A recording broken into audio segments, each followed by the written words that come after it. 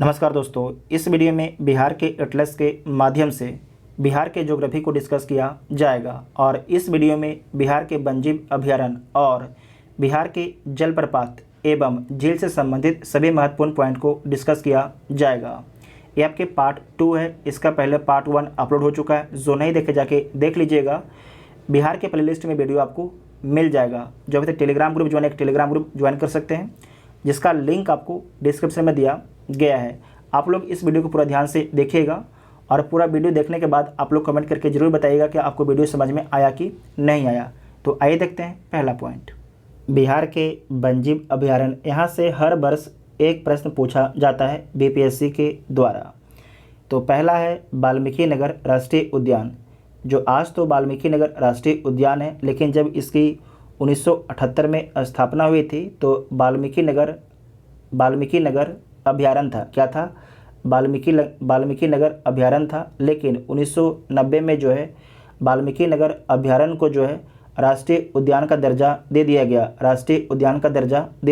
गया है। ठीक है, और आपको याद रखना है कि एकमात्र राष्ट्रीय उद्यान है वाल्मीकि नगर राष्ट्रीय उद्यान, जो कहाँ पर स्थित है?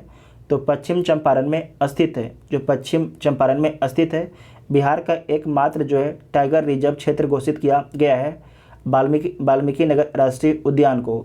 साथ ही आपको ध्यान रखना है कि जो वाल्मीकि नगर राष्ट्रीय उद्यान है, इसमें 2010 में आपके 8 टाइगर थे, 8 बाघ था, जबकि 2018 में जो है वाल्मीकि नगर राष्ट्रीय उद्यान में जो है 31 बाघ हैं। कितने बाघ हैं? 31 बाघ। ऐसे नोट कीजिएगा, वेरी वेरी इंपॉर्टेंट है।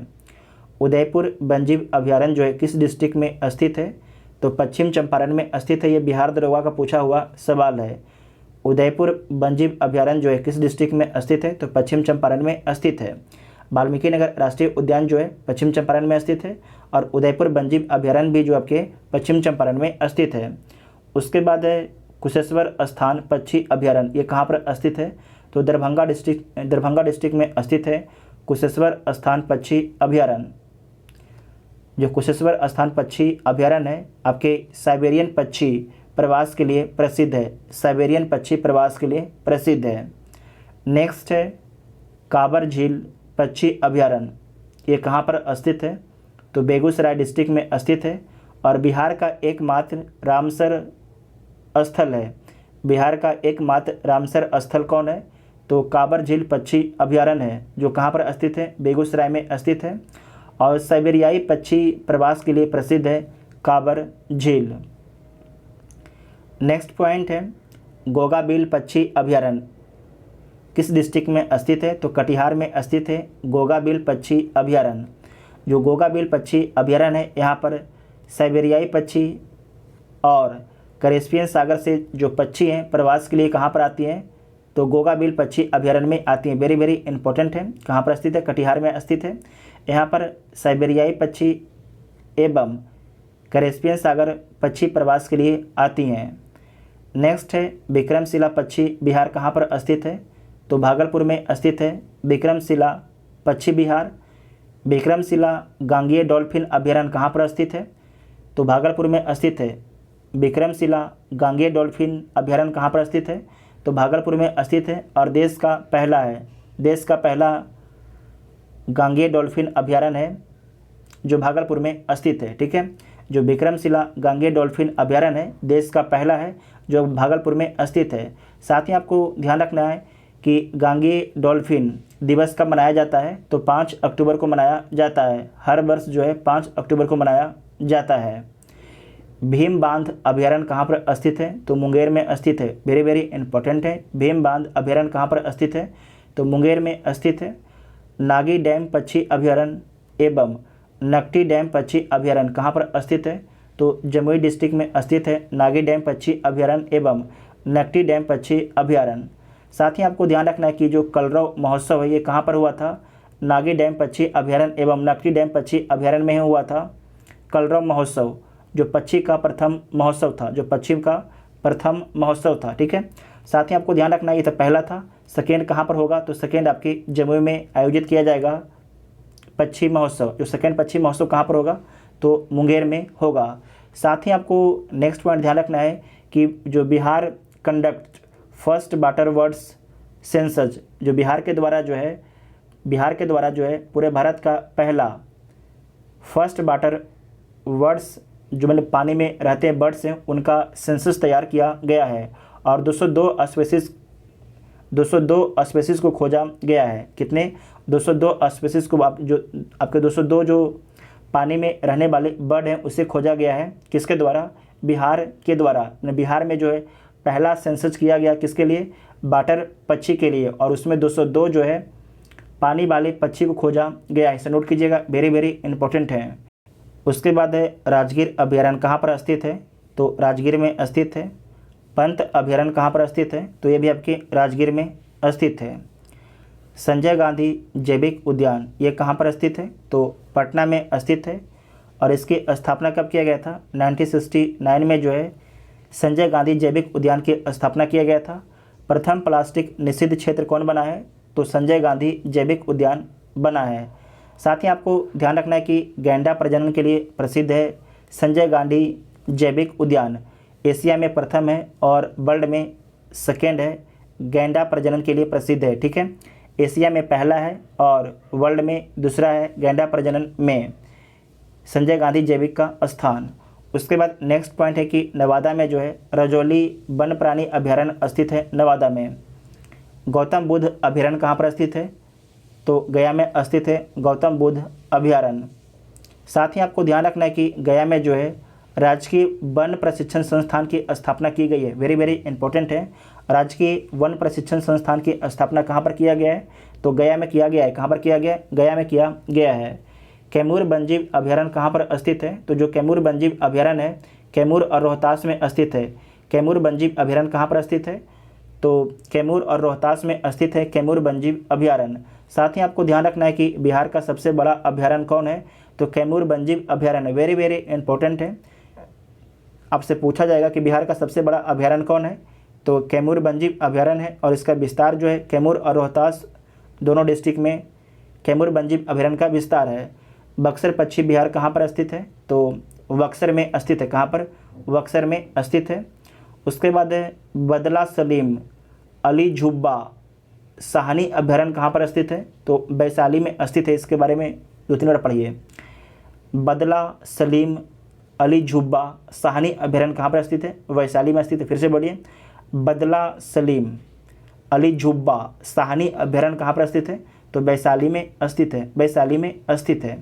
उसके बाद नेक्स्ट पॉइंट है बिहार के जलप्रपात एवं झील के बारे में समझिए। बिहार के जलप्रपात एवं झील के बारे में समझिए।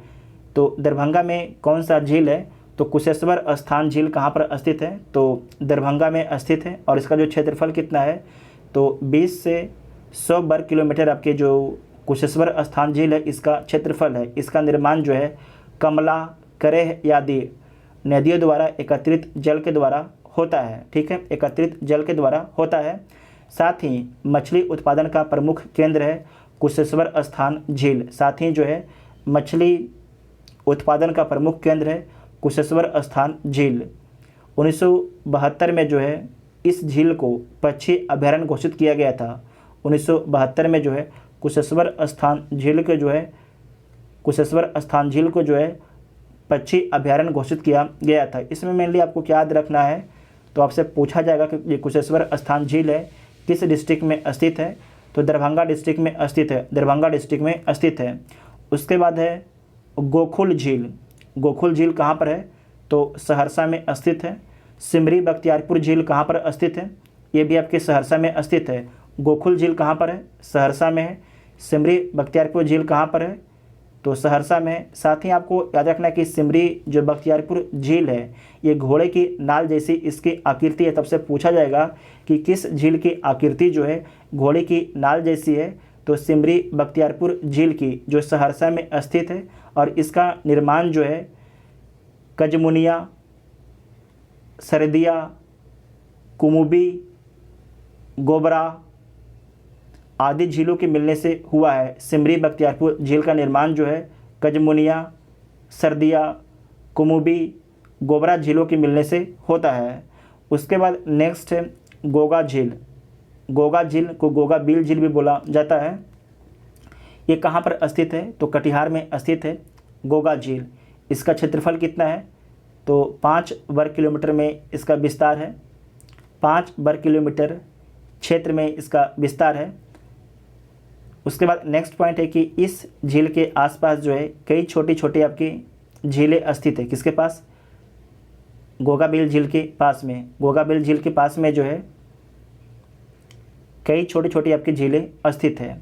साथ ही आपको ध्यान रखना है कि गोगाबिल झील है, इसमें कौन से पक्षी आते हैं? तो कैस्पियन सागर से पक्षी आते हैं, प्लस साइबेरियन जो साइबेरिया इलाका है उससे पक्षी आपके आते हैं प्रवास के लिए। कहाँ पर? गोगाबिल झील में। जो गोगाबिल झील है उसमें कैस्पियन सागर प्लस साइबेरियन पक्षी आपके प्रवास के लिए आते हैं। आप सभी लोग कमेंट करके बताइएगा कि जो कैस्पियन सागर है, कैस्पियन सागर से किन किन देशों की सीमा लगती है। आप सभी लोग कमेंट बॉक्स में इसके बारे में लिखिएगा। उसके बाद है कि जगतपुर झील, ये कहाँ पर स्थित है? तो भागलपुर में स्थित है जगतपुर झील। काबर झील कहाँ पर स्थित है? बेगूसराय में स्थित है। क्षेत्रफल जो इस कितना है? तो 16 वर्ग किलोमीटर में आपके विस्तार है काबर झील का। इसका निर्माण जो है गंडक नदियों के विसर्पण से हुआ। जो काबर झील है इसका निर्माण जो है, काबर झील का निर्माण जो है गंडक नदी के विसर्पण के द्वारा होता है। निवास 106 प्रजाति के पक्षी आपके निवास करते हैं बेगूसराय के काबर झील में। साथ ही एशिया की सबसे बड़ी गोकुल झील कौन है? तो काबर झील है। एशिया की सबसे बड़ी गोकुल झील कौन है? तो काबर झील है। और आपको पता है कि ये रामसर सूची में भी शामिल है, मतलब कि आर्द्रभूमि क्षेत्र है काबर झील। इसे रामसर सूची में भी शामिल किया गया है, इसे रामसर सूची में भी शामिल किया गया है। इतना आपको ध्यान में रखना है, ठीक है। उसके बाद नेक्स्ट है ककोलत। ककोलत जो है ये कहाँ पर स्थित है? तो नवादा में स्थित है ककोलत। ककोलत कहाँ पर स्थित है? ककोलत आपके नवादा डिस्ट्रिक्ट में स्थित है। जो ककोलत का झरना है इसकी ऊंचाई कितना है? तो 47 से 49 मीटर है। और जो ककोलत झरना है कोडरमा पठार से उतरने वाला धारा है। कोडरमा पठार से उतरने वाला क्या है? धारा है। ध्यान रखिएगा, कोडरमा पठार से जो है उतरने वाला धारा है। साथ ही आपको एक बात ध्यान रखना है कि जो काबर झील है ये किस नंबर का वेटलैंड है? तो 40वां नंबर कैसे नोट कीजिएगा, किस नंबर का है? 40वां नंबर का है। उसके बाद नेक्स्ट है रोहतास में जो है कौन कौन सा जलप्रपात स्थित है? तो ओखारिन कुंड जलप्रपात, इसकी ऊंचाई 90 मीटर है। किस नदी पर है? तो गोपथ नदी पर है। उसके बाद है सुखलदरी जलप्रपात। सुखलदरी जलप्रपात किस नदी पर है? तो कन्हर नदी पर है। दुर्गावती जलप्रपात किस नदी पर है? तो दुर्गावती नदी पर है और इसकी ऊंचाई कितना है? 80 मीटर है। धुआं कुंड जलप्रपात, इसकी ऊंचाई कितना है? 30 मीटर है। किस नदी पर है? काब और धोबा नदी पर है। सुवारी दाह जलप्रपात, इसकी ऊंचाई कितना है? 180 मीटर है। किस नदी पर है? आसाने नदी पर है। आसाने नदी पर है। उसके बाद है राकिम कुंड जलप्रपात, ये किस नदी पर है? तो गाय घाट नदी पर है। गाय घाट नदी पर है। उसके बाद है अनुपम झील, इसके बारे में भी एक बार बीपीएससी पूछ चुका है। अनुपम झील जो है किस डिस्ट्रिक्ट में स्थित है? तो कैमूर डिस्ट्रिक्ट में स्थित है अनुपम झील। वेरी वेरी इंपॉर्टेंट है। अनुपम झील कहाँ पर है? तो कैमूर डिस्ट्रिक्ट में है। उसके बाद है जियारखंड। जो जियारखंड आपके है ये कहाँ पर स्थित है? तो फुलबरिया नदी पर स्थित है जियारखंड। और किस डिस्ट्रिक्ट में स्थित है? जो भोजपुर डिस्ट्रिक्ट में स्थित है जियारखंड जलप्रपात। जियारखंड जो जलप्रपात है किस डिस्ट्रिक्ट में स्थित है? तो भोजपुर डिस्ट्रिक्ट में स्थित है। किस नदी पर? तो फुलबरिया नदी पर स्थित है। फुलबरिया नदी पर आपके स्थित है।